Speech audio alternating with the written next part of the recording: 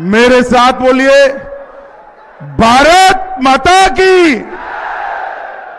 अरे भाई, झांसी वालों की आवाज ऐसी होती है क्या? पूरा देश झांसी वालों की आवाज सुनने के लिए लगता है। मेरे साथ दोनों हाथ उठाइए, उठाइए दोनों हाथ। 300 पार के संकल्प की मुट्ठी भींचिए और प्रचंड आवाज से बोलिए, भारत माता की, भारत माता की, भारत माता की। मंच पर उपस्थित मध्य प्रदेश के गृह मंत्री श्रीमान नरोत्तम मिश्रा जी, यहां पर उपस्थित सांसद एवं उत्तर प्रदेश के सह प्रभारी भाई सुधीर गुप्ता जी, यहां के लोकप्रिय सांसद अनुराग शर्मा जी, जिला झांसी के अध्यक्ष मुकेश शर्मा जी, संत विलास शिवहरे जी, नवाब सिंह जदौन जी, और आज जिनको जिताने के लिए मैं यहां आया हूं, ऐसे मित्र हमारे प्रत्याशी रवि शर्मा जी, और आज झांसी के इस बड़ी रैली में आए हुए प्यारे भाइयों, बहनों, माताओं और मेरे जिगर के टुकड़े जैसे युवा मित्रों। मित्रों, जब भी मैं झांसी में आता हूं, झांसी की धरती का श्वास अंदर जाते ही नई चेतना और ऊर्जा की अनुभूति होती है। मित्रों, झांसी में आते ही महारानी झांसी वीरांगना लक्ष्मीबाई की हुकार, मेरी झांसी नहीं दूंगी, वो आज भी कानों में गूंजने लगती है।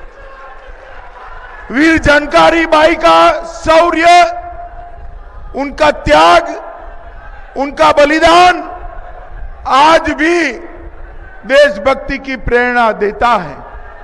और तात्या टोपे का साहस और अंग्रेजों को झुकाने वाली उनकी रणनीति और सन 57 की क्रांति आज भी नजर के सामने आती है। भैया हो गया, बैठ जाओ, देख लिया मैंने। ओ बैठ जाओ, देख लिया मैंने। आपको कह रहा हूं, नीले जब्बे वाले, बैठ जाओ भैया, आप बैठ जाइए, देख लिया। धन्यवाद। मित्रों, यही बुंदेलखंड की धरती थी जिन्हें अंग्रेजों के दांत खट्टे करने का काम किया। यही धरती थी जिन्हें आजादी के आंदोलन में बढ़ चढ़ के हिस्सा लिया। इसी धरती के पंडित बाबूलाल दुबे, लाडली प्रसाद जी, डॉक्टर गोविंद प्रसाद जी, कृष्ण गणेश अन्ना जी, कुंज बिहारी लाल जैसे अनेक स्वतंत्रता सेनानियों ने अपना यहां से देश की आजादी में योगदान दिया। और यही धरती ने हॉकी के जादूगर मेजर ध्यानचंद को भी भारत को भेंट करने का काम किया। मित्रों, आज उसी धरती पर मैं आया हूं और मैं अपने आप को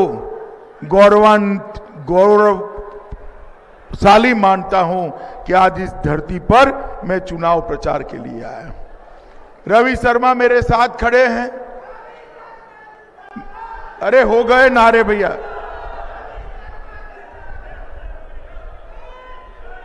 हो गया, वरना तुम चालू रखो, मैं बंद कर दूं। हो गया पक्का? पक्का? भारत माता की जय के अलावे कुछ नहीं बोलोगे? बस बैठ जाओ, अब बैठ जाओ। मित्रों, मुझे 2013 का दिसंबर याद है रवि के घर पर नाश्ता कर कर झांसी के सारे प्रबुद्ध जनों के साथ मिलकर यहां से बुंदेलखंड विजय की रणनीति बनाई गई थी। जब मैं उस वक्त कहता था कि मोदी जी के नेतृत्व में 60 पार करनी है, 14 के चुनाव में 60 लोकसभा जितनी है, मुझे याद है रवि भाई समेत सारे लोग मेरे सामने ऐसे ही देख रहे थे कि एक व्यक्ति कहां से आया है और क्या बोल रहा है।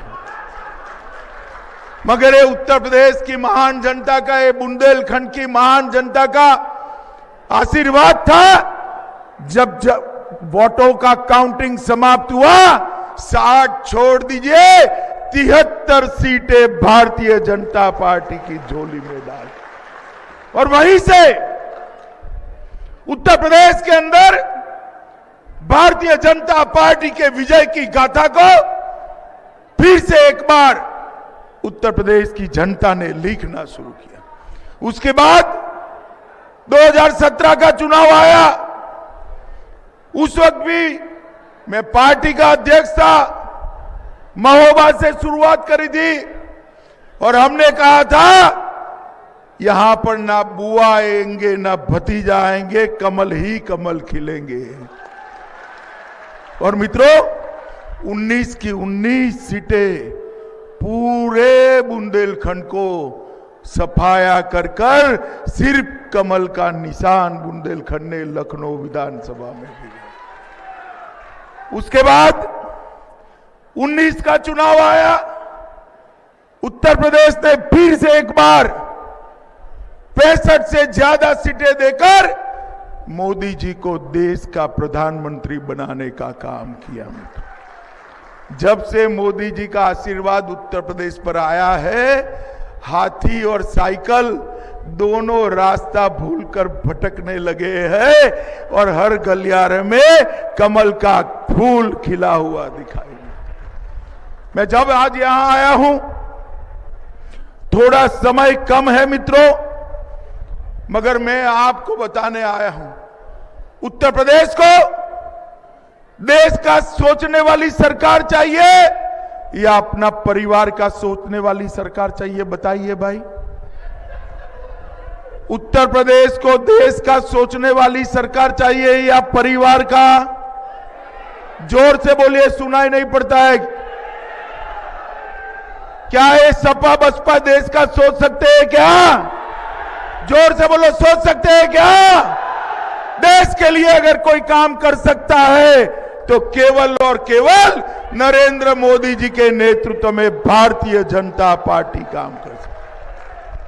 माताओं, बहनों, भाइयों, बुंदेलखंड के लोगों को याद होगा, ये सपा बसपा के जमाने में सरकार बदलती थी तो माफिया भी बदल जाते थे, मगर बुंदेलखंड को माफियाओं से मुक्ति नहीं मिलती थी। मैं किसी का नाम नहीं देना चाहता, कोई तो गए ऊपर, कुछ है जेल में और कुछ भागकर नरोत्तम मिश्रा के मध्य प्रदेश में सरेंडर कर गए। मगर ये जो माफियाओं का राज था, आपने 300 सीटें दी। योगी आदित्यनाथ जी ने 5 साल में माफियाओं का सफाया कर कर बुंदेलखंड के विकास का रास्ता। आज पूरे उत्तर प्रदेश में कोई माफिया नहीं दिखाई पड़ता है। चुन चुन कर माफियाओं को जेल में डालने का काम उत्तर प्रदेश के मुख्यमंत्री योगी आदित्यनाथ जी ने किया है और इसीलिए यहां पर एक विकास का रास्ता प्रशस्त हो रहा है। माताओं, भाइयों, बहनों, बुंदेलखंड के अंदर पहले सपा बसपा के जमाने में क्या होता था? अवैध खनन होता था। अवैध खनन की जगह Bharatiya Janata party defence corridor लेकर आई। अवैध कब्जे होते थे, गरीबों की भूमि माफिया छीनकर ले जाते थे। योगी सरकार ने 2000 करोड़ की भूमि को माफियाओं से मुक्त कराने का काम ये भारतीय जनता पार्टी। जहां अवैध कब्जे होते थे वहां आज बुंदेलखंड में सोलार का हब बना हुआ है। पहले यहां दबंगई और दंगे होते थे, इसकी जगह बुंदेलखंड की प्यास को बुझाने के लिए हर घर में नल से पानी पहुंचाने की योजना ये भारतीय जनता पार्टी ने की। पहले घोटाले होते थे, अब अनेक बांध परियोजनाएं लेकर हम आए हैं। पहले गरीबों का शोषण होता था, आज हर गरीब के घर में शौचालय पहुंचा दिया गया है। हर गरीब माता के घर में गैस का सिलेंडर पहुंचा दिया गया है। हर गरीब के घर में आज बिजली पहुंचाने का काम समाप्त हो चुका है। हर गरीब के घर में 5 लाख तक का सारा स्वास्थ्य का खर्चा नरेंद्र मोदी सरकार उठाती है। मित्रों, नरेंद्र मोदी। माताओं, भाइयों, बहनों, इतनी बड़ी संख्या में आप यहां उपस्थित हो, मुझे बताओ भाई, कितने लोगों ने टीका ले लिया है कोरोना का? जरा हाथ ऊपर करो। सबने लिया है ना? पक्का? अब जब टीका हमारे वैज्ञानिकों ने ढूंढ लिया, मैंने अखिलेश यादव की प्रेस देखी थी, वो कहते थे ये टीका मत लगाइयो, ये मोदी टीका है। अखिलेश बाबू ने तो फिर डर कर टीका वो खुद लगा लिए। मगर मुझे बताओ झांसी वालों, अगर आपने डर कर अखिलेश की बात मानकर टीका न लगाया होता तो आज तीसरी लहर में सुरक्षित रहते क्या? रहते क्या? नरेंद्र मोदी जी ने 130 करोड़ की जनता को 2-2 टीके लगाकर कोरोना के सामने सुरक्षित करने का काम किया। दुनिया भर में जब कोरोना आया तब चर्चा थी कि कोरोना से ज्यादा तो भूख से लोग मारे जाएंगे। माताओं, भाइयों, बहनों, एक ही देश दुनिया में ऐसा है जिसने 80 करोड़ लोगों को देश में और 15 करोड़ लोगों को यूपी में 2 साल तक मुफ्त अनाज देने का काम नरेंद्र मोदी सरकार ने किया। ये 2 साल तक गरीब का घर का चूल्हा चलता रहे, गरीब के बच्चे भूखे न सोए, उसकी चिंता देश के प्रधानमंत्री जी ने की है। मित्रों, हर गरीब के घर में बैंक अकाउंट भेजा, डायरेक्ट बेनिफिट ट्रांसफर की स्कीम भेजी। मित्रों, अपने झांसी के अंदर 600 मेगावाट का अल्ट्रा मेगा प्लांट भी, सोलर प्लांट नरेंद्र मोदी जी ने भेजा है। मित्रों, झांसी के अंदर बुंदेलखंड में 4000 मेगावाट की सौर ऊर्जा लगने वाली है। नहरों पर रूफटॉप सोलार लगाकर पूरे बुंदेलखंड की बिजली की समस्या समाप्त होने वाली। झांसी वालों, मुझे बताओ भाई, बिजली रानी आपके घर में कितना घंटा आती थी सपा के राज में? कितना? जरा जोर से बोलो, इस और बोलो भाई, कितना घंटा आती थी? आज 24 घंटा बिजली भेजने का काम योगी आदित्यनाथ की सरकार ने। मित्रों, इसको कहते हैं सुशासन। जाकलोन पंप के ना ललितपुर के टॉप पर 2.5 मेगावाट का हमने यहां पर सोलर प्लांट लगाया है। चित्रकूट के विकास के लिए चित्रकूट धाम विकास परिषद बनाई गई और जल के लिए मैं बताता हूं, 1000 साल से बुंदेलखंड अकालग्रस्त क्षेत्र रहा है। हमारे यहां मध्य प्रदेश में तो भाजपा की सरकार ने अटल जी के समय ही सारा डेवलपमेंट कर लिया था, पैसा तो यहां पर आया था। मगर अखिलेश सरकार के चट्टे बट्टे पूरा पैसा खा गए। अब पैसा खा गए, कहीं ना कहीं तो छिपाया होगा। कुछ दिन पहले मोदी जी की सरकार ने कानपुर में एक समाजवादी इत्र वाले के वहां रेड डाल दी। आपको मालूम है ना, रेड पड़ी थी। आपको मैं बताने चाहता हूं, ये मंच पूरा भर जाए, इतनी नोटों की गड्डियां वहां से पकड़ी गई, इतनी नोटों की गड्डियां पकड़ी गई। और अखिलेश बाबू नाराज हो गए। उन्होंने कहा कि राजनीतिक उद्देश्य से रेड हो रही है। क्यों अखिलेश बाबू, ये आपका रुपया था क्या? जरा झांसी वालों को बता जाओ। और अगर आपका नहीं है तो आपको क्या नाराजगी है? अखिलेश जी, कान खोलकर सुन लो, जो भ्रष्टाचार का पैसा होगा, अवैध पैसा होगा, ये नरेंद्र मोदी सरकार है, जरा भी नहीं डरेगी। रेड डालकर सरकार के खजाने में उसको जमा कर दिया जाएगा। मित्रों, ये बुंदेलखंड की प्यास को बुझाने के लिए महोबा में अर्जुन सहायक परियोजना, रतौली बांध परियोजना, बावनी बांध परियोजना, चिल्ली स्प्रिंकलर परियोजना और बुंदेलखंड समस्त के लिए, जिससे झांसी नगर को भी पानी मिलने वाला है, 44,600 करोड़ की केन बेतवा को जोड़ने वाली परियोजना नरेंद्र मोदी जी के अलावे बुंदेलखंड के जल के संकट को कोई समाप्त नहीं कर सकता था। 9 लाख हेक्टेयर भूमि इससे सिंचित होने वाली है। और मित्रों, इस बजट के अंदर वो 44,000 करोड़ में से 4,000 करोड़ का प्राथमिक खर्च भी मंजूर कर दिया गया है। मित्रों, मैं झांसी में आया हूं। वैसे तो रवि मेरा मित्र है, मित्र की बहुत प्रशंसा करने का कोई मतलब नहीं है, मगर उसने ढेर सारे काम झांसी के लिए कहे। यहां पर अटल एकता पार्क बनाकर उन्होंने एक प्रकार से पूरे बुंदेलखंड को संदेश देने का काम किया है। मढ़िया महादेव को फिर से एक बार सुसज्जित करने का काम किया है। मैं तो इस झांसी में 6 दिन तक सड़कों पर घुमा हूं। झांसी नगर की सड़कों को फिर से ठीक कर आज झांसी वालों को अच्छी सड़कें देने का काम हमारे विधायक रवि जी ने किया है। महानगर पेयजल के संकट से जूझता था। 900 करोड़ रुपया सिर्फ झांसी नगर के पेयजल के लिए यहां पर पंप हाउस, ओवरहेड टैंक्स और पाइपलाइन की व्यवस्था की है।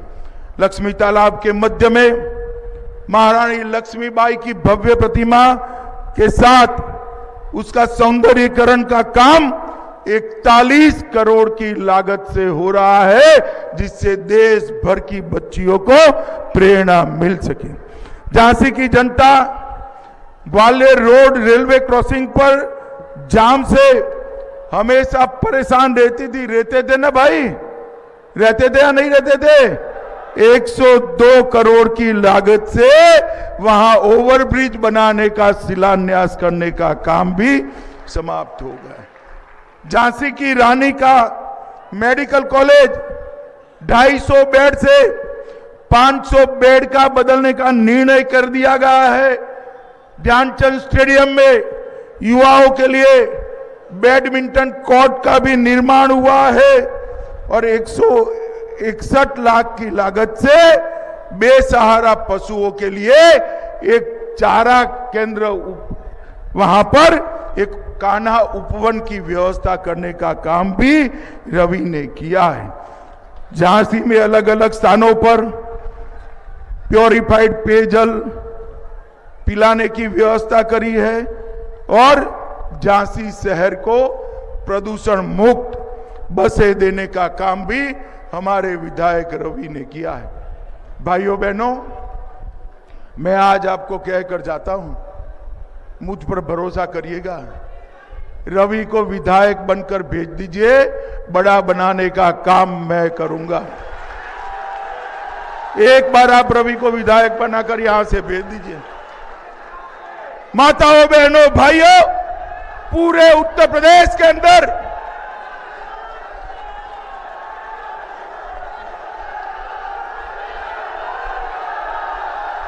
बोलो भारत माता की, भारत माता की, भारत माता की।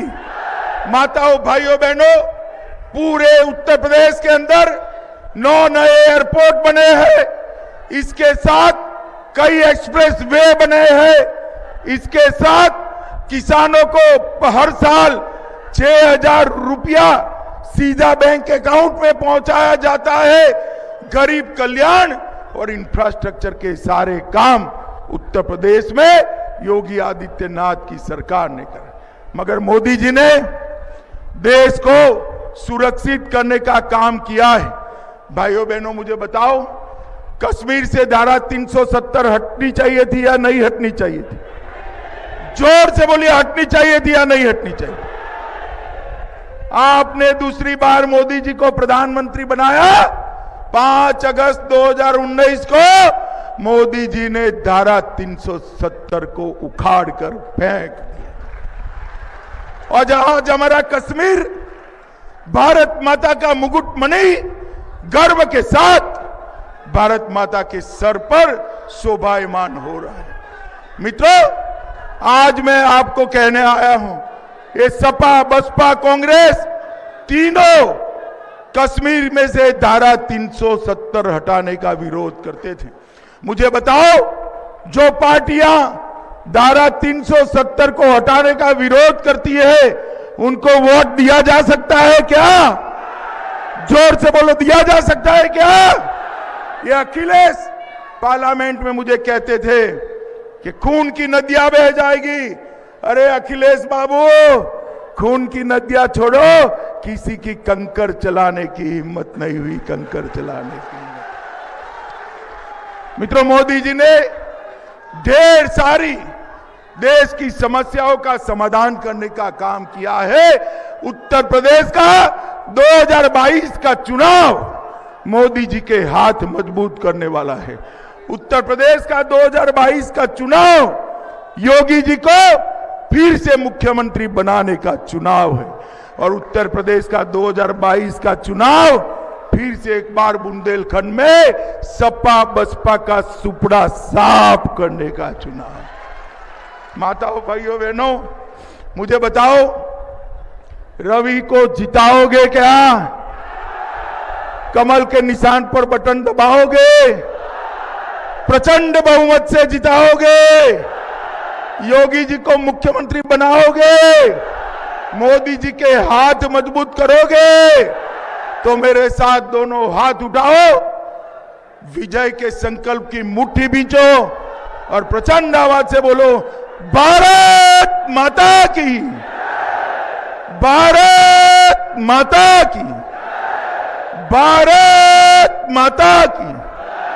वंदे वंदे वंदे